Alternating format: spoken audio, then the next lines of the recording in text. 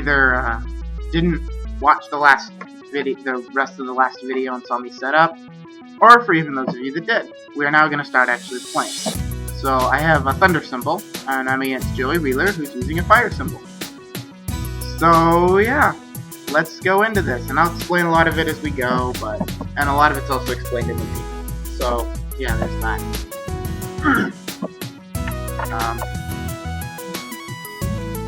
Just kind of waiting for it to load.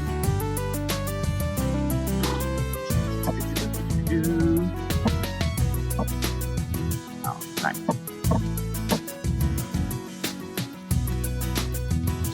And we look at the beautiful scenery of this battle. Hi, Yug! I've been waiting for you. I am aware I suck at voices. Don't bother telling me that I suck. Joey, the one and only. And don't think I'm gonna take it easy on you just because you're my friend. I'm not holding anything back. Then let's get started, Joey. That's actually like a lot like how me and RJ would narrate our battles. I think that would be a lot like us.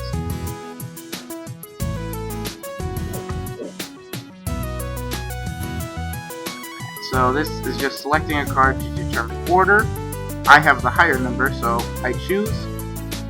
Attacking first and attacking second, it usually doesn't matter, but there are a few cases where I'll either want to attack first for sure, or want to attack second for sure. And if that's the case and I get the wrong card, I usually just end up surrendering and retrying because I typically need that advantage. Oh, great. Okay, I'll select my monsters to play with. Wait a second. What's wrong? There's a limit on which monsters you can use, which is determined by monster points. You mean the points I paid in order to get monsters? Yeah, each stage has a set limit of monster points, and the total monster points of the monsters you use cannot exceed the limit. I see, that means if the monster point limit of the stage is 100, then I can use 10 monsters that are 10 monster points each. Or I can only use 5 monsters if they are 20 monster points each. There is not a single monster that is that cheap. So you have to think carefully about the balance of which monsters to use. Okay, thanks, Yugi. The cheapest, I will tell you right now, is Petite Moth at 25. It does not get cheaper than that. It absolutely does not. I actually don't like this. I'm going to set it to go by attribute. Because since I've played this game before, I did play this actually fully through before on my PlayStation 2, but it died. So I'm going to have to replay the entire thing. No, but I know a lot about each level. There may be a few things where I don't remember. I'll remember certain things, but I won't remember precise information. You'll see as we go. You'll understand what I'm trying to say. Alright, so I'm going to manually place my monsters. Y'all can skip this if you want. It won't bother me. I really, honestly won't care. Heck, I won't even know that you skipped it. And so what you see while I'm putting them is the blue is their movement range and the orange is the attack range. So, like for example, Root Water, his attack and move range are the exact same. But, for example, Karibo moves in a diagonal pattern, but attacks in a in a straight pattern. It's kind of complicated. It'll make more sense as we go. This can actually, sometimes monsters' variations can be beneficial, other times it can be kind of just a downfall. But you'll see that as we go along, there are certain monsters that I have to use that I just hate their movement and attack ratio. It's annoying. But you'll see. It's time to start. Hey, in order to move your pieces, you need AP. I see. Each piece has a set requirement of AP. And if I move it, then the AP on the screen decreases. See how it lit up? Yep, and if you don't have enough AP, then you can't move your pieces anymore. So I have to be careful of the amount of AP. when thinking about how to move my pieces. But first, you can't move anything if you don't summon monsters from your capsules. So you have to choose which monsters to summon. You're right. Okay. Now, so I'm just gonna go through, okay. So I'm gonna summon Karibo. And you saw it went down by 30, which is the AP for Karibo. But you also saw that my AP went up. What that means is, okay, so for example, for here on Psychic Copper, see how the AP is 48, but then it says plus AP of 40? So I spend 48, but then my total sum gets added by 40. And the thing in parentheses is how much your meter fills up every turn. So if I do this, you'll see that it's spent, and then it adds. So what it means is I'm not getting added points this turn, but in future turns, I will, in next turn, I'll start out with 286 points. And when you run out of points, your monsters can't move. It puts up a little notification that just basically says, just end your turn, because there's nothing you can do now. So you see, Joey started with 10 less than I did. So now Joey, see, he's at a bit of a disadvantage, because he spends a lot of points, and he only gets 10 for opening each of his kinds of monsters. So he's kind of at that disadvantage. Oh, now you see that my bar filled up by 286. Hey, right now you saw the AP increase, right? What? Yes, you are correct. Where it says AP on the screen, there's a number with a plus next to it. Yes. This number must be the amount of AP that increases on my turn. Yep, and if you summon a monster, it'll increase. That means either I move a summon monster, or I summon so that I can move more pieces. That's something I need to think about. It's important to make a decision based on the situation. Typically, what I do is I just summon everything.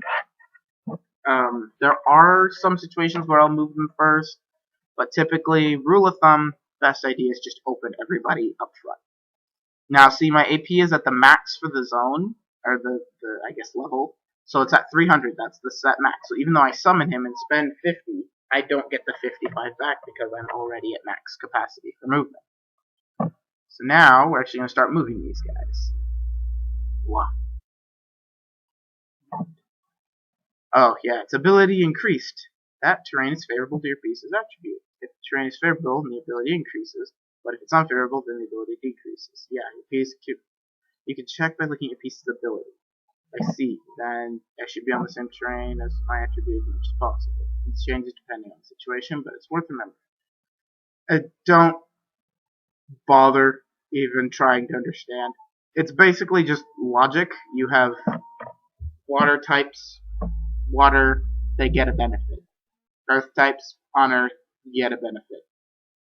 Just duh. Kind of common sense type stuff. I don't understand why they explain it, but because I'll show you. I'll slow down when I do my next turn and explain it in more detail. See, he chose not to open his last monster and he moved the other two. So it just kind of depends, and he probably did that because these two are already in progress. So if I move Larvis, see, I go up here. See how it says attack +4 and defense stage neutral?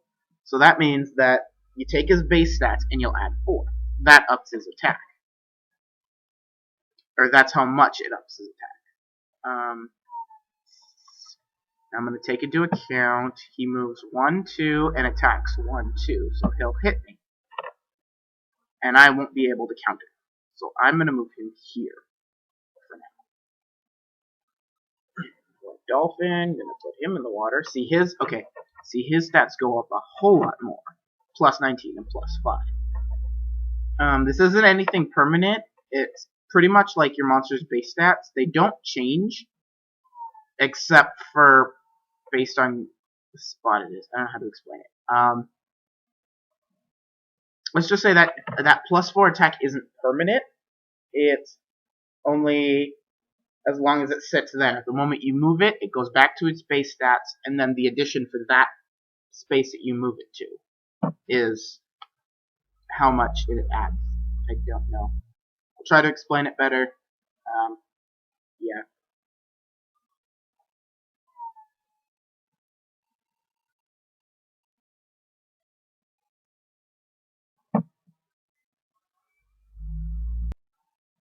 Okay, so what's happening is the field is now undergoing, I call it a field change, I don't know what the official term is, but from time to time certain fields will alter certain things. So for example, in this one, the fountain poured more water, so now the water has risen.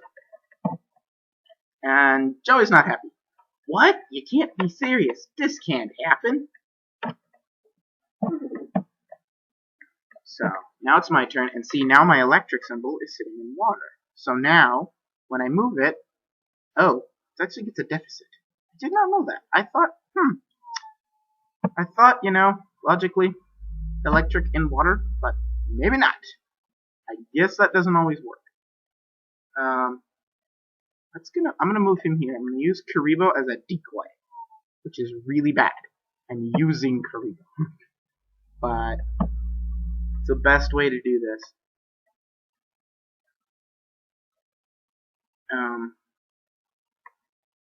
So see what I'm anticipating is this guy is gonna move forward 2, or no, not this one. This guy is gonna move forward 2, and then 2 more to attack Karibo. So if he's sitting here, that'll give Psychic Kappa the chance to attack. So I'm actually not going to move anybody. I'm just going to end my turn now. So basically, if you want to think of it, you can think of it as a kind of advanced form of chess. Very advanced. And instead of stepping on your monster, oh, dang it, I missed this. Win it quick and slick. That's my motto. So instead of stepping on your monster, they're actually attacking it and dealing damage. Then let's get started, Joey. And I'm going to show this once just so you guys know what it is. It's kind of like a battle simulator thing. It's kind of lame. I'll do it for certain monsters just to kind of show how awesome it is. But for example, this is really lame and it takes up time and I don't like it. So I'm going to turn it off. It's not even really detailed, but some people, I guess, enjoy it because they put it in the game. And each time they do that, your character kind of says something like, oh, my monster's not beaten yet, or oh, I can do this, or I can do that. Oh, I missed it. Dang it! Keep forgetting to do this. I hate these videos. So I'll remember next time, hopefully. Let me shut up and remember.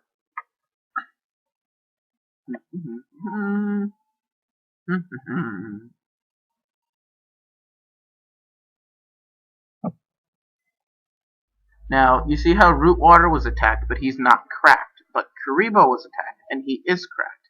Basically, the cracked signifies whether it's below half health or not. So Rootwater sustained the attack, so he's not at half health, but Karibo's at less than half health. That's kind of how it works. So now, I'm going to move Psychic Kappa. I'm going to move up there. And attack. Deal 136 damage. Quickly turn the animation off. And now it'll just show the damage to it. And you can see his monster was cracked. Now an advantage I have is that Karibo is also in the position to attack the same monster.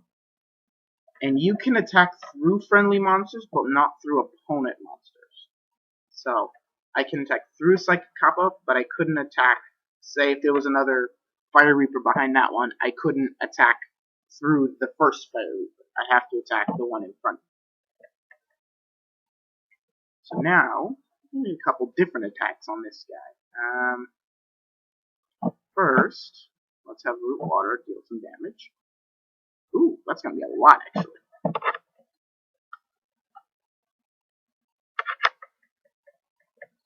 And the battle just kind of takes time. I know this is boring. This is just kind of the rundown for those of you that maybe don't understand the game entirely. For those of you that do, thank you for watching. For those of you that haven't played the game before, thank you for watching. I don't know. Yay! How to destroy him.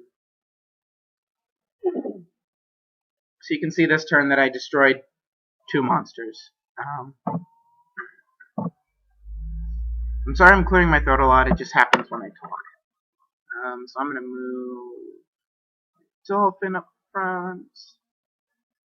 There. And let's get Larkson in the fight. Now you saw the monsters gain experience from attacking. So what happened was, and what that does is, they get closer to leveling up. And as they level up, certain things can happen. They can gain abilities, be able to evolve and fuse at certain levels, and things like that. Oh boy, that could be tricky. Because I'm not actually sure how to save him, so I might have to retreat. Your goal is basically to either wipe out your opponent's team, or destroy your opponent's symbol. Those are the two ways to win. If a monster is lost in battle, it cannot be used in the next battle. Oh, look, another field shift, or whatever I call it. Y'all understand. And we are sinking more. Cool. I forgot that I went down this far. And so now a lot more areas are covered with water. So, like, for example, right now, oh boy, there's a lot more water, as you can see. Now this entire playing area where I had started with my monsters is all flooded. So even, oh boy, Hannibal can't even get to a dry spot. So we're just gonna do that. Now he's out of harm's way. That was the big concern. I'm actually gonna have Psychic Kappa. Because see, okay, Psychic Kappa he moves in what's known as a stepping stone pattern, so every other space in all directions. But his attack is really short. So getting him to at all attack is a lot harder. So I'm going to use him as much as possible just so that I can get him to, that'll make him evolve faster. It'll shorten that, kind of. Evolving is another process I'll explain when we get that far along. I could have Karibo attack, but oh no, I can't. Never mind. Oh, I can actually. Ooh, I might do that instead. Okay, so I'm actually gonna move White Dolphin off of that's there, and then give Karibo the kill and attack that guy. So now you can see that Joey's in a whole lot of trouble. And see, I don't have to worry about Karibo getting attacked because I have other monsters, so his Fire Reaper cannot attack through my other monsters. So yeah, there's that. So if there's anything I don't explain well enough or you're confused about, I can explain it, or if you're feeling really, I don't even know what to say, like driven and you want to look it up and find out, go for it. I can explain things in the next video if you want me to. But yeah. I might actually record the second episode today. I don't know though. I'm gonna try. My recorder only records in 10-minute segments, so if you see kind of juts in the video, that's why. It's because I can only get those 10 minutes in.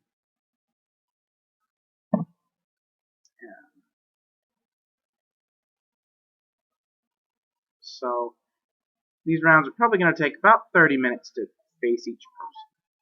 So I'm going to make my move, and then I'm going to basically finish him. Yay! This will finish you. You can see now the only thing it does is it zooms in on the monster as it's being destroyed. Ah, it's all over.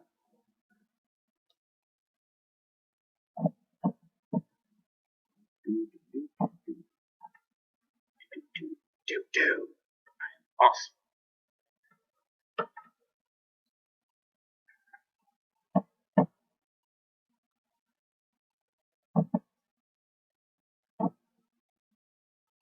I lost, Yugi.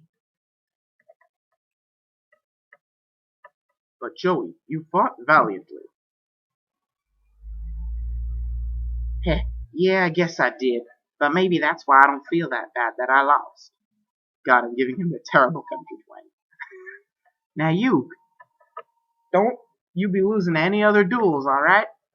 Of course, I won't let you down.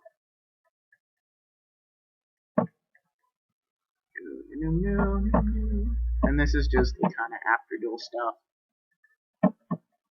I don't think anybody will level up, but I'm not sure. No, nobody leveled up. But you see how everybody got extra experience because of being in battle. Now, ooh, I get to choose his monsters. After each battle, you get to choose 2 of your opponent's monsters, and you can take them. Right now, I'm just analyzing who has the most experience, and I'm going to take those. So hey, Yugi! What's wrong, Joey? There's something I forgot to tell you about this tournament. There are 5 opponents in each area, and if you don't beat them all, you can't move on. That means I just defeated you, Joey, so I have to defeat 4 more opponents. Right. And if you clear 4 areas, a whole new path opens up, which is the 5th area. A new path. What is that? Like I know. Well, just keep winning, and maybe it'll all make sense later. So keep at it, buddy. Thanks, Joey. That's exactly what I'll do. Yeah, beat their butts. See you later. A new path. I don't know what the new path is, but we're traveling on our own road right now. No matter who we face on this road, we must win. And we'll do it together. Yeah.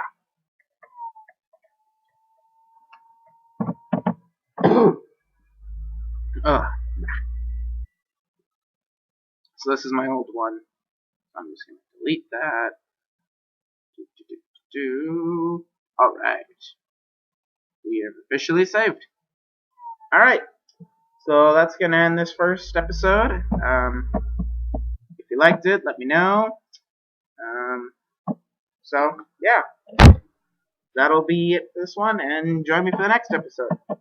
Hope to not see you there, because, get it? I can't really see you guys. Okay, you get I'm done. Alright. Me here. I'm going to be doing a Capsule Monsters Coliseum playthrough.